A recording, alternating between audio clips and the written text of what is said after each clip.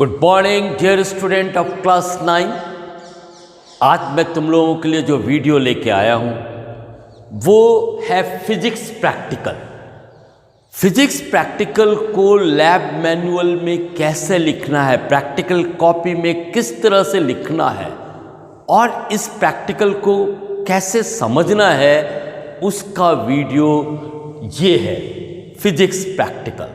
ठीक है, चलो अब हम स्टार्ट करते हैं। सबसे पहले लैब मैनुअल में तुमको लिखना है एम ऑब्लिक ऑब्जेक्ट, मतलब दोनों में से कोई भी एक लिखो, या तो एम लिखो या ऑब्जेक्ट लिखो। ठीक है, और इस ऑब्जेक्ट में वही लिखना है जो तुमको प्रैक्टिकल करना है, जो तुमको दिया गया है करने के लिए, वो इसके अंदर आएगा। तो जैसे ये प्रैक्टिकल नंबर 1 है तुम लोगों का, ठीक है, क्लास 9th में।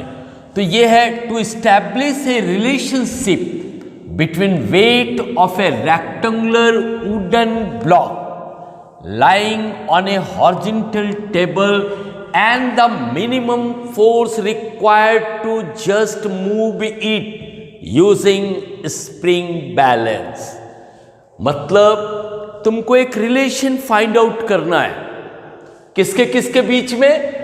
ये wait of a rectangular wooden block, ये वुडन ब्लॉक, उसका वेट और जो फोर्स, कम से कम फोर्स जो जिसकी जरूरत है उस वुडन ब्लॉक को मूव करने के लिए।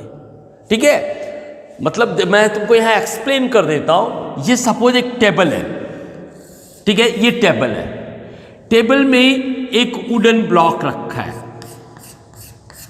ओके, ये अपने आप तो मूव नहीं होगा, ठीक है, इसको मूव करने के लिए फोर्स का जरूरत है। ओके, इसका वेट है, ये वेट नीचे की तरफ काम करेगा और इसका जो रिएक्शन है एज पर Newton's third law, every action has equal and opposite reaction होता है, तो ये ऊपर की तरफ काम करेगा। अब इस वुडन ब्लॉक को हमको मूव करना है, ठीक है, तो क्या करेंगे हम? या तो इस साइड से यहां से फोर्स अप्लाई करो, इसको खींचो, तो इसका अपोज कौन करेगा? अपोज करेगा फोर्स ऑफ फ्रिक्शन। ये इस डायरेक्शन में फोर्स ऑफ फ्रिक्शन होगा, ये force of friction opposite direction, ये अपोज करेगा, तो ये इजीली मूव नहीं होगा। ठीक है, थोड़ा सा फोर्स लगाओगे मूव नहीं होगा, फिर फोर्स को इंक्रीज करोगे तो मूव नहीं होगा। लेकिन एक ऐसा कंडीशन आएगा जब ये फोर्स सफिशिएंट हो जाए इसको मूव करने के लिए, तो ये मूव होगा। अंडरस्टैंड? तो हमको ये फोर्स और इसका वेट, या आर बोलो, जितना वेट होगा उतना ही आर होगा, तो एफ और आर के बीच में रिलेशन दिखाना है। ठीक है, इस प्रैक्टिकल में एफ और आर के बीच में क्या रिलेशन होता है वो बताना है। ओके, अभी हम लोग देखते हैं कि नेक्स्ट स्टेप क्या लिखेंगे। ठीक है, नेक्स्ट स्टेप होगा लैब मैनुअल में, पहला एम और ऑब्जेक्ट, उसके बाद जो सेकंड नंबर आता है वो होता है एपरेटस, एपरेटस, ठीक है, और मटेरियल रिक्वायर्ड। दोनों में से कोई भी एक लिखो, मटेरियल रिक्वायर्ड, मतलब इस एक्सपेरिमेंट को करने के लिए कौन कौन सा मटेरियल की जरूरत है। ठीक है, अब तुमने देखा कि यहां पे कि हमको एक टेबल चाहिए, ठीक है, ये लिखा है ना, टेबल के ऊपर वुडन ब्लॉक रखा हुआ है, तो हमको सबसे पहले एक टेबल चाहिए, टेबल, फिर क्या चाहिए? वुडन ब्लॉक चाहिए। ठीक है, ये वुडन ब्लॉक चाहिए। ओके, ये इस साइड लिख देता हूं, टेबल, इसके बाद वुडन ब्लॉक, वुडन ब्लॉक। ठीक है, वुडन ब्लॉक के बाद हमको क्या है, एक्चुअली में ना एक प्रैक्टिकल जो होता है कभी भी एक ऑब्जर्वेशन से सफिशिएंट नहीं माना जाता, हमको कई ऑब्जर्वेशन लेना है। ठीक है, तो इसलिए वेट बॉक्स का जरूरत पड़ेगा। ठीक है, वेट बॉक्स, ठीक है, वेट बॉक्स।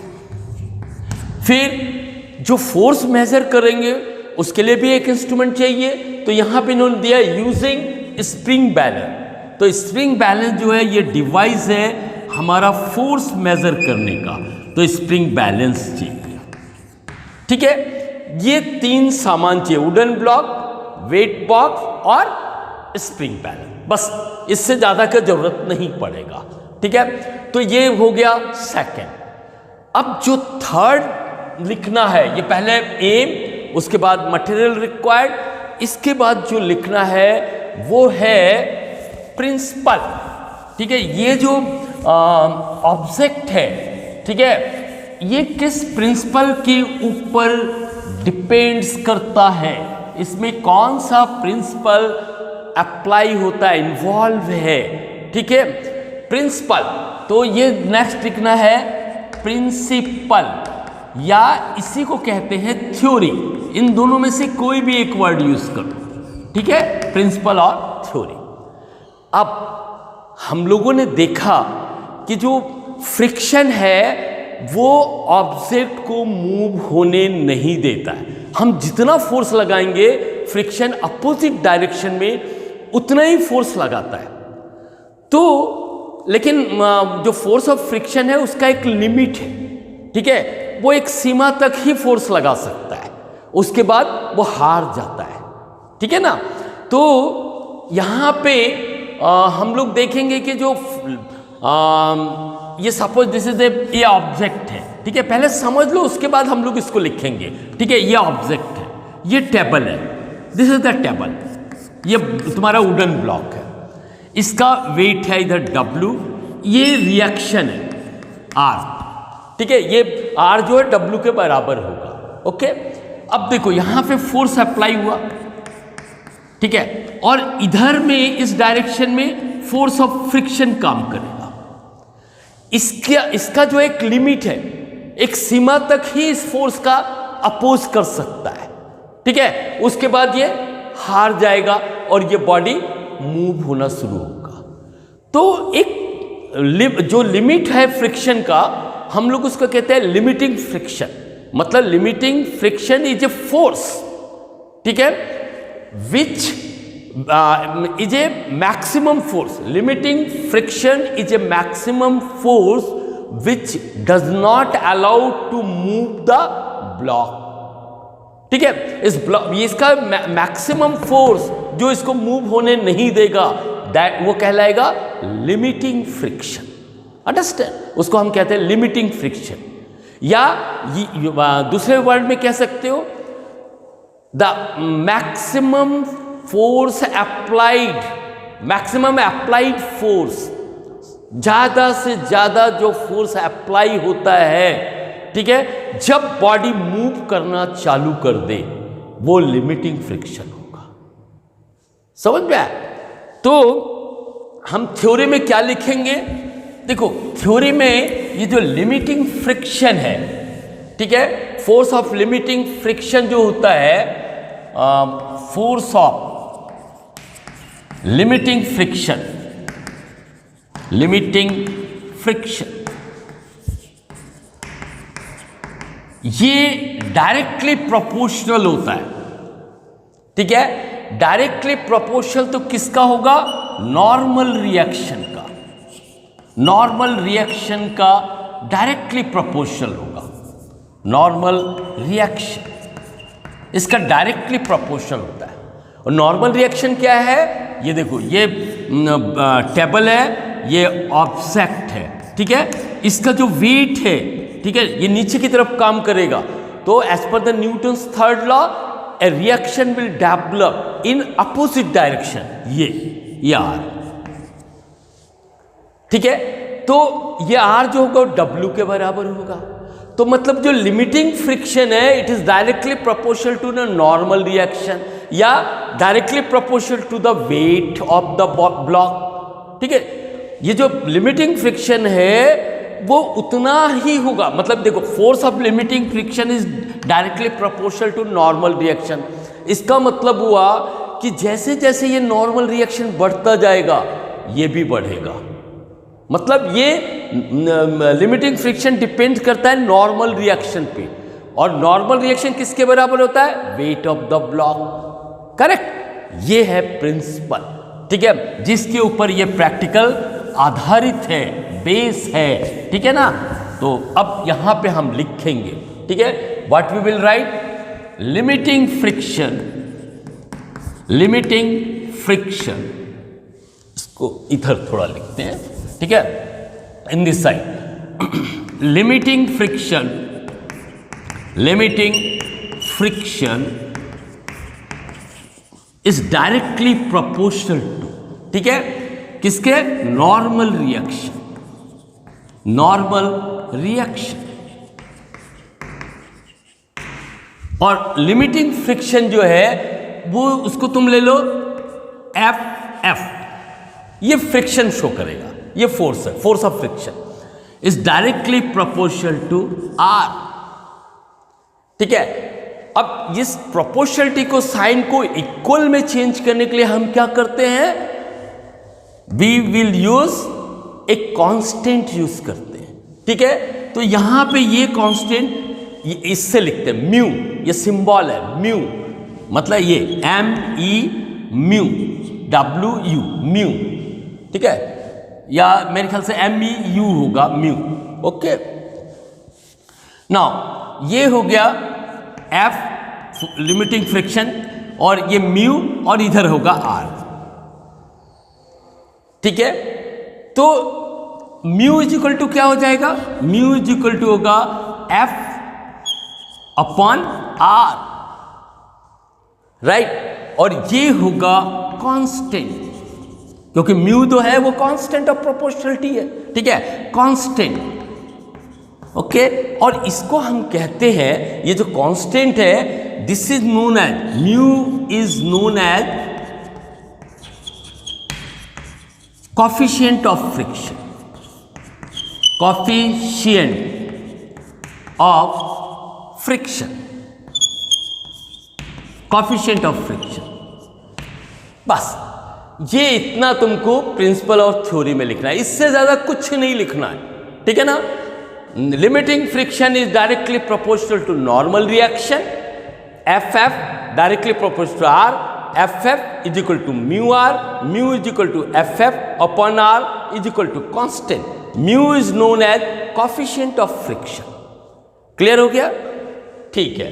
अब नेक्स्ट जो आता है वो है मेथड, कि हम वो जो लिखने का है that is a method, next step, ठीक है, वो that is a method.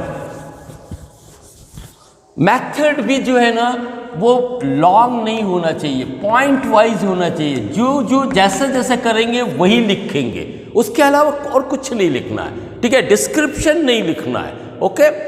Now method में देखो, ये टेबल है, ठीक है, ये टेबल है, ये ब्लॉक है, ये वुडन ब्लॉक है, ओके। तो सबसे पहले लिखो put wooden block on table, on table, table पे रख दो, ठीक है। और यहां पे हमको फोर्स अप्लाई करना है, तो यहां पे ये जो हुक ऐसा लगा रहेगा, इसमें स्प्रिंग बैलेंस, ठीक है, ये स्प्रिंग बैलेंस है, ये स्प्रिंग बैलेंस है, यहां पे this is the spring balance का इस टाइप का रहता है, ये F, ठीक है। तो ये लिखो put wooden block on table and, ठीक है, attach spring balance with wooden block,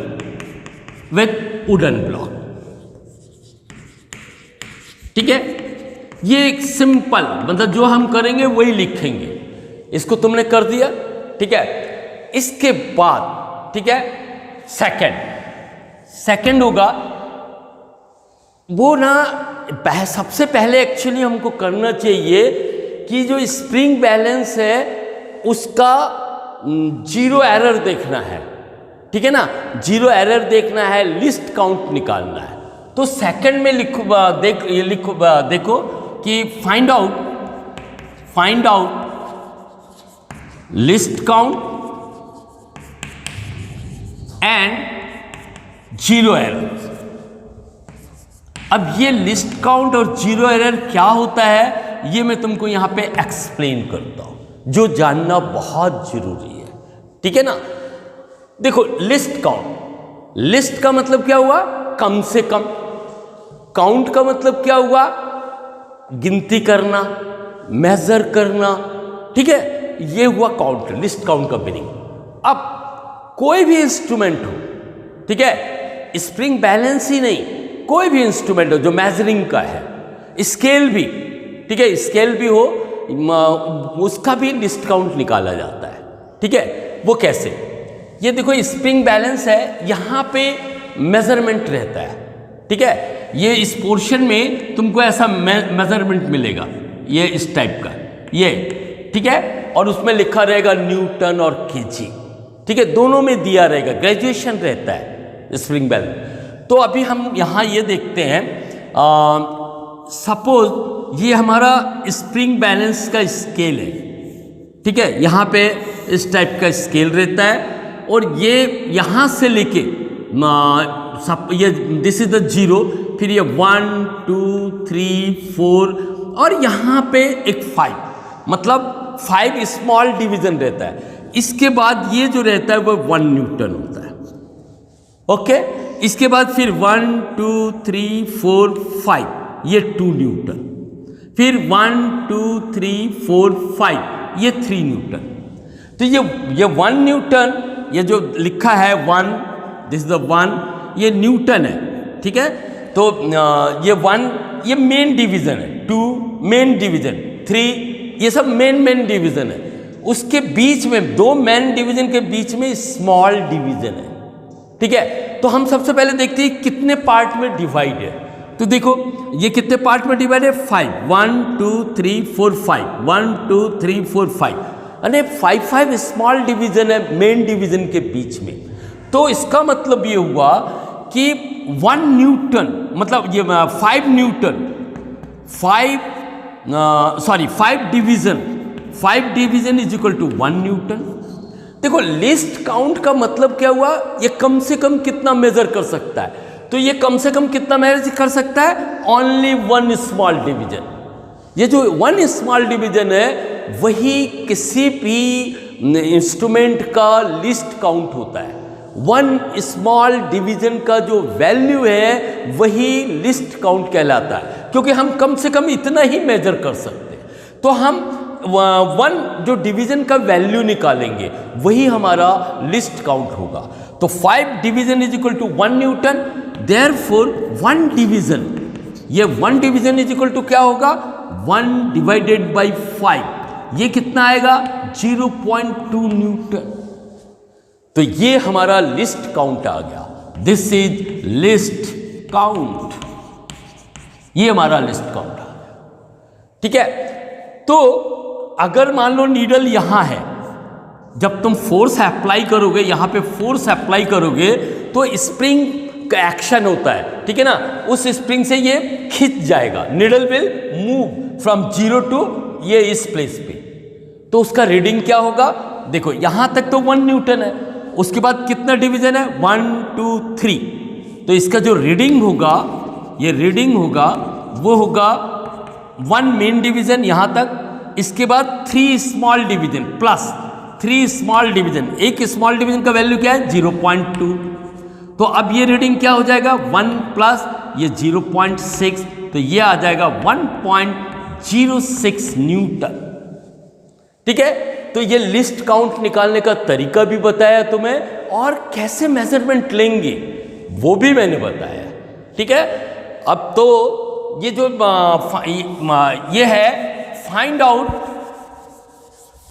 out तुम्हारा लिस्ट काउंट। तो ये लिस्ट काउंट पहले फाइंड आउट कर लो कि 1 स्मॉल डिवीजन का वैल्यू क्या होगा। इसके बाद तुमको ये भी इंपॉर्टेंट है, जीरो एरर। किसी भी मेजरिंग इंस्ट्रूमेंट का जीरो एरर एक्सपेरिमेंट के पहले देखना बहुत जरूरी है, तभी आप करेक्ट रीडिंग बता सकते हैं। अब जीरो एरर क्या होता है वो भी मैं एक्सप्लेन कर देता हूं, ठीक है। जीरो एरर, ठीक है। अब कोई भी इंस्ट्रूमेंट हो, ठीक है, कोई भी इंस्ट्रूमेंट मतलब स्प्रिंग बैलेंस ही ले लो, ठीक है। ये स्प्रिंग बैलेंस है, इसका यहाँ पे ये दिस इज द जीरो, ठीक है। इसके बाद ये 5 स्मॉल डिवीजन ले लो, ठीक है, 1 2 3 4 और ये main division 1 2 3 4 main division 1 2 3 4 main division, this is the 1 2 3, okay. अब जो नीडल होता है मतलब जो मेजरिंग जो मूव करता है, ठीक है ना, वो उसका नीडल अगर यहाँ जीरो में है, ऐसा है, ये नीडल मूव कर रहा है, ठीक है। इसको ये नीडल है, अगर वो जीरो के साथ कॉइंसाइड करता है, मैच करता है, तो इसमें कोई भी जीरो एरर नहीं होगा। अंडरस्टैंड? ये जो नीडल है जो मेजरिंग जिससे मेजर करते हैं, अगर वो इंस्ट्रूमेंट के जीरो से मैच कर रहा है तो इसमें कोई भी जीरो एरर नहीं होगा।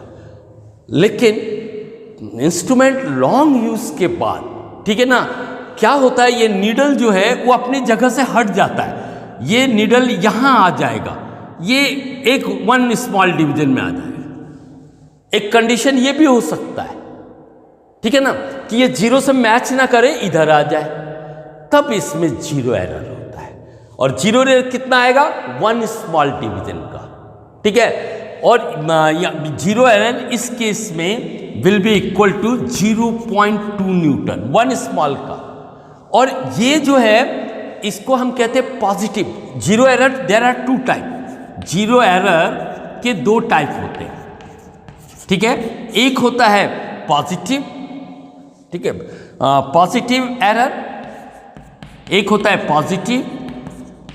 पॉजिटिव एरर, ठीक है। और दूसरा होता है, दिस इज द नंबर 1, दूसरा होता है negative error, negative zero error, ठीक है ना। तो negative zero error you right, zero error negative होता है, ये यहां पे आगे की तरफ है, जीरो से आगे है, हम इसको कहते हैं पॉजिटिव, ठीक है, ये पॉजिटिव एरर है। तो करेक्ट रीडिंग लेने के लिए हम क्या करेंगे, जब हम यहाँ पे फोर्स अप्लाई करेंगे और ये नीडल यहां से मूव होके इधर आ गया, ये यहां आ गया नीडल, ठीक है ना, तो ये रीडिंग कितना हो गया 1 2 2 पॉइंट ये वाला 0.4 2.4, ये 2.4 इसका रीडिंग हुआ। अब 2.4 में ये एरर भी शामिल है पॉजिटिव, इसलिए इसके एरर को माइनस कर देंगे। ये 0.2 है, एक स्मॉल डिवीजन, ये इसको माइनस कर दो, तो करेक्ट रीडिंग जो होगा वो 2.2 न्यूटन होगा। तो मतलब ये कि जो भी हम रीडिंग लेंगे, अगर एरर पॉजिटिव है तो उसको सब्ट्रैक्ट करना है, ठीक है। सब्ट्रैक्ट करोगे तो करेक्ट रीडिंग आ जाएगा, ओके। अब बारी आती है नेगेटिव का। नेगेटिव का केस कैसा होगा, ठीक है। नेगेटिव में ये जो नीडल है, ये नीडल यहां ना होके, जीरो से ना होके, ये थोड़ा बाहर ही रहेगा, ठीक है। ये स्केल ये जो है ये इस टाइप का रहेगा, ठीक है। तो ये जीरो ये है, दिस इज द जीरो, ये इसके इस तरफ रहेगा, उसका जो नीडल है वो जीरो के लेफ्ट साइड में रहेगा, तब इसको हम कहते हैं नेगेटिव एरर, ठीक है। तो ये कितना इधर है, सॉरी ये इधर हो गया, सॉरी एक्चुअली में फर्स्ट वाला जो था ना वो था नेगेटिव, ये फर्स्ट वाला जो अभी बताया था वो नेगेटिव था, क्योंकि ये इस तरफ था, ठीक है, उसको नेगेटिव बोलते, तो उसके रिजल्ट को हम प्लस करेंगे। तो अभी जो था 2.4 और उसको प्लस के जगह माइनस के जगह प्लस करोगे, तब ये आएगा 2.6। ये जो फर्स्ट वाला था वो नेगेटिव था क्योंकि इस तरफ था, ठीक है, और ये इस साइड में आया है तो ये पॉजिटिव होगा, ठीक है। इसके रीडिंग को ये मान लो ये भी 1 स्मॉल डिवीजन थोड़ा लगभग इधर है, ठीक है ना। तो क्या करेंगे, ये जो रीडिंग है अपना 2.4, इसमें ये माइनस हो जाएगा, पॉजिटिव का जो एरर होता है वो रिजल्ट में माइनस करते हैं और नेगेटिव जो रहता है उसको ऐड करते हैं। तो पहला वाला केस में जो था वो क्या था, हमारा नेगेटिव था, ठीक है ना। जीरो के इस तरफ आएगा तो नेगेटिव जीरो एरर कहलाएगा, इसके इस तरफ आएगा तो पॉजिटिव एरर कहलाएगा। तो इस केस में 2.4, ठीक है, और ये रीडिंग ज़्यादा हो गया है, ठीक है, ये तो हो गया, ये 2.4 माइनस 0.2, जो ज़्यादा हो गया उसको घटा दीजिए तो ये 2.3। तो ये था जीरो एरर। इसमें थोड़ा सा क्लियर फिर से करना चाहूँगा कि जो अगर नीडल, जो मेजरिंग नीडल है वो जीरो के साथ कॉइंसाइड करता है, मैच करता है, दोनों ऐसे रहते हैं तो कोई भी जीरो एरर नहीं होगा, ठीक है। और अगर मान लो ये इधर है, ठीक है ना, तो ये हो गया पॉजिटिव जिसको रिजल्ट में माइनस करना पड़ेगा, और अगर ये जीरो इधर है तो ये हो गया नेगेटिव जिसको रीडिंग में प्लस करना पड़ेगा। बस इतना ही है। ओके, नेक्स्ट, ठीक है, ये सेकंड हो गया स्टेप कि हमको लिस्ट काउंट और जीरो एरर निकालना है, ठीक है। थर्ड मेथड में क्या आएगा, ठीक है, ये फर्स्ट हो गया, सेकंड हो गया, थर्ड में अप्लाई द फोर्स, यहां पे जेंटली, ठीक है, अप्लाई द फोर्स। तो यहां लिखो जेंटली, ठीक है, apply the force, gently apply the force on through spring balance,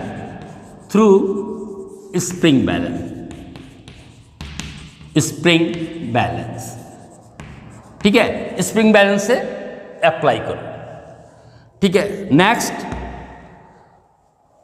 अब ये एक फोर्स कितना होना चाहिए, just to move the wooden block.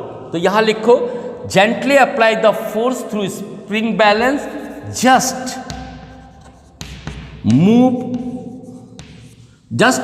To wooden block, just to move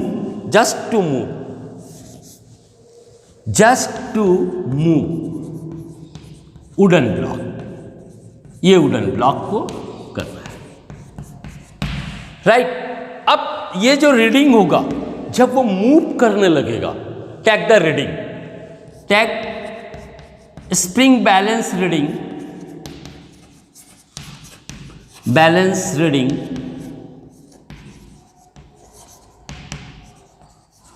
of movement of the block, of movement of wooden block, ये wooden block, ठीक है। ये रीडिंग नोट कर लो, ठीक है। ये जो रीडिंग तुम नोट कर लोगे वो फोर्स होगा, एफ होगा, ठीक है। Actually limiting friction of force के बराबर होगा, दैट इज द एफ, ठीक है। ये होगा, यहां पे ऐसा लिख लो, दैट इज एफ, ये नोट कर लो, राइट। इसके बाद फिफ्थ पोजीशन, फोर्थ हो गया, इसके बाद हम फिफ्थ। देखो एक्चुअली में हमारा प्रैक्टिकल यहाँ पे कंप्लीट है, ठीक है, लेकिन हम इसे इनकम्प्लीट कहते हैं। क्यों? क्योंकि एक ऑब्जर्वेशन से कोई कंक्लूजन नहीं निकाला जाता, इसमें एरर होता है, ठीक है। इसलिए इस एरर को अवॉइड करने के लिए हम 2, 3 या 4 ऑब्जर्वेशन लेते हैं, ठीक है। इसको तो वो कैसे लेंगे, ये फोर्थ हो गया। Fifth, put some weight on wooden block, ठीक है। हम इसका वेट बढ़ा देते हैं, तो यहां पे एक वेट रख दो, ये एक वेट रख दो W, अगेन ये W है और ये R है, ठीक है। अब R प्लस W हो जाएगा और ये W प्लस स्मॉल w हो जाएगा, ठीक है। तो put some weight on wooden block के ऊपर वेट रखो, ठीक है, and apply force to move wooden block, उसको वुडन ब्लॉक को मूव करने के लिए करो। ठीक है, ये हो गया। और इसके रीडिंग नोट कर लो। ठीक है, also note the reading of force, इसका फोर्स का रीडिंग नोट कर लो। ठीक है, put some weight on wooden block and apply force to move wooden block. ठीक है, also note the reading of force, और इसका फोर्स का रीडिंग नोट कर। तो और इसी तरह से इसको कई बार रिपीट करना है। अब ये W है, मान लो ये तुमने 50 ग्राम रखा, अब इसको चेंज करो, अब 100 ग्राम रखो। ठीक है, फिर 150 रखो, इस तरह से 3-4 बार कर लो। तो यहां पे लिखो 6 में रिपीट या नोट डाउन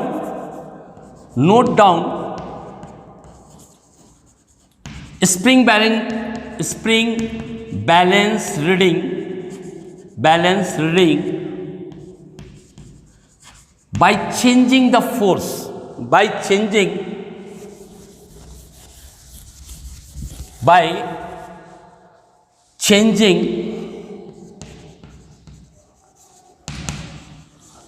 the weight, ठीक है, on wooden block।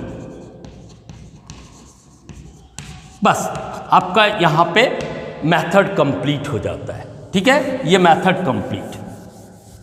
ओके, अब मेथड के बाद जो इम्पोर्टेंट स्टेप है वो है ऑब्जर्वेशन, जो तुमको लिखना है। मेथड के बाद ऑब्जर्वेशन लिखना है। तो ये मेथड को की जगह पे आ जाएगा ऑब्जर्वेशन। हमने क्या देखा, क्या नोट किया। ठीक है, इसको भी मिटा दो। ठीक है, now here, now you say observation में सबसे पहले हम लोगों को क्या निकाला था, लिस्ट काउंट। वो लिखो, लिस्ट काउंट। ये क्या निकाला था हम लोगों ने, 0.2 न्यूटन। ये लिस्ट काउंट है, मतलब 1 स्मॉल डिवीजन का वैल्यू है। Second, zero error. अब मान लो आपका इंस्ट्रूमेंट उसके जीरो से, मतलब उसका नीडल है वो जीरो से मैच कर रहा है, तो मतलब उसमें कोई जीरो एरर नहीं है, तो यहां लिख सकते हो निल। और अगर है तो पॉजिटिव प्लस या माइनस लिखो। ठीक है, इसके बाद तुमको एक ऑब्जर्वेशन टेबल बनाना है। ठीक है, वो इंपॉर्टेंट है। हाँ, तो एक ऑब्जर्वेशन टेबल बनाना है लाइक दिस। ठीक है, ये ऑब्जर्वेशन टेबल है, ये सीरियल नंबर। यहाँ फर्स्ट कॉलम जो होगा वो सीरियल नंबर होगा। फिर इसके बाद यहां पे वेट लिखो। ये वेट किसका होगा, वुडन ब्लॉक का। ठीक है, वेट ऑफ वुडन ब्लॉक। ठीक है, वुडन ब्लॉक, और इसको हम शो करेंगे W। ठीक है, ये W। उसके बाद वैल्यू ऑफ R, मतलब normal reaction, value of R। ठीक है, ये कितना होगा। इसके बाद हम लोग यहां पे म्यू निकालेंगे, coefficient of limiting friction, mu is equal to F/R, ये निकालेंगे। ओके, फिर ये लास्ट का रिमार्क्स रख सकते हो, रिमार्क्स, ये कॉलम रिमार्क्स का दे दो। ओके, सीरियल नंबर 1 में वेट ऑफ वुडन ब्लॉक का मान लो वेट जो है वो तुम्हारा केजी में अगर रखेंगे तो उसको न्यूटन में चेंज करना पड़ेगा। ठीक है ना, तो ये मान लो तुम्हारा ये है 5 न्यूटन है। ओके, तो R क्या होगा, ये भी 5 न्यूटन आएगा।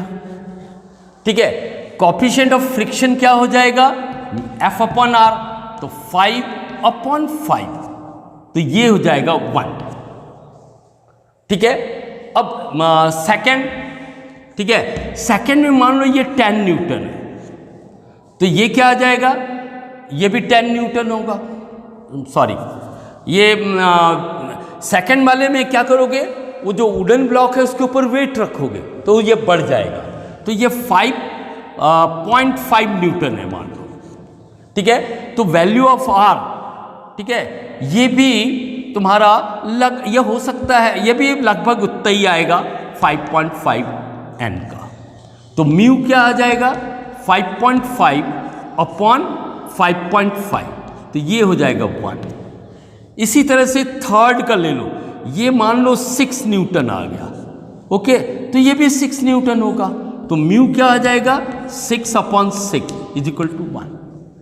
तो हमने देखा कि ये जो कोएफिशिएंट ऑफ फ्रिक्शन है वो एकदम कांस्टेंट है 1 1 1, ठीक है ना।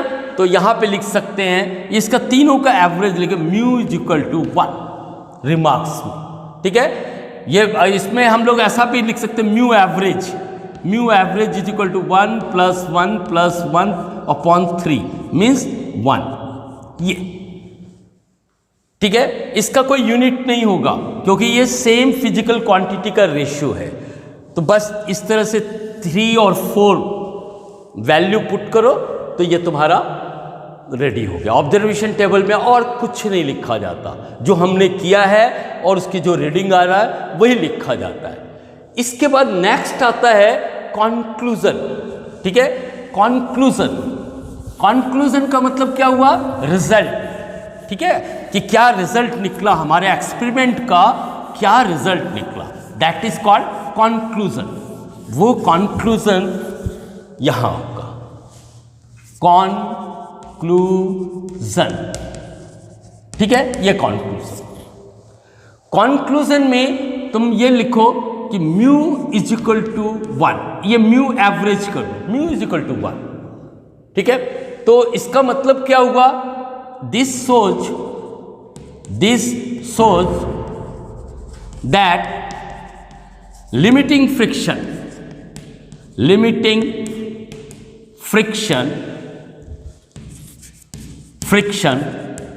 is directly proportional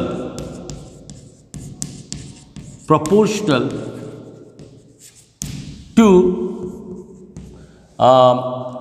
नॉर्मल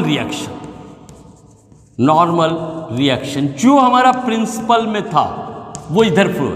तो ये जो F is directly proportional to R, ये लिमिटिंग फ्रिक्शन और फोर्स दोनों इक्वल होंगे, ठीक है ना। तो दिस इज द R। ये हो गया तुम्हारा कंक्लूजन, रिजल्ट निकल आया, मतलब हमारा प्रैक्टिकल पूरा हुआ। अब लेकिन इसके लिखने में एक चीज बच गया है, वो है प्रिकॉशन, पूर्व सावधानी। हमको क्या क्या सावधानी लेना है, तो पहला तो यही होना चाहिए कि do not play with measuring instrument से खेलना नहीं चाहिए, नहीं तो वो डिफेक्टिव हो जाएगा मेजरिंग इंस्ट्रूमेंट, ठीक है। मेजरिंग इंस्ट्रूमेंट से कभी खेलना नहीं चाहिए, ठीक है। सेकंड क्या है, टेक रीडिंग प्रॉपरली।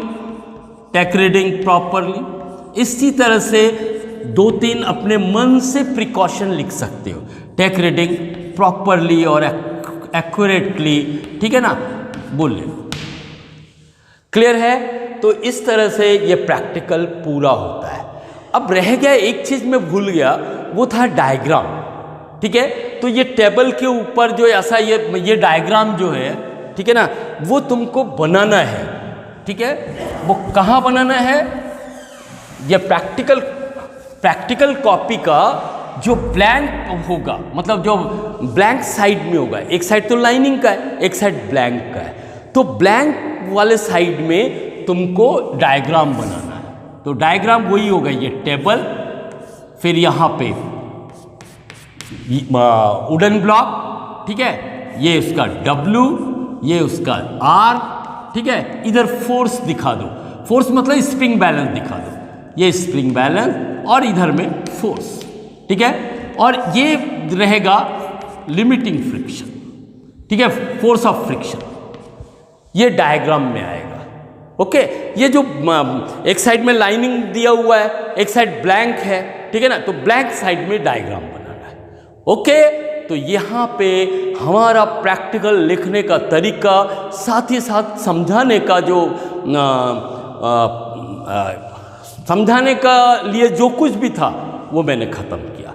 ठीक है, अब बारी है आपकी। नेक्स्ट वीडियो तक के लिए बाय।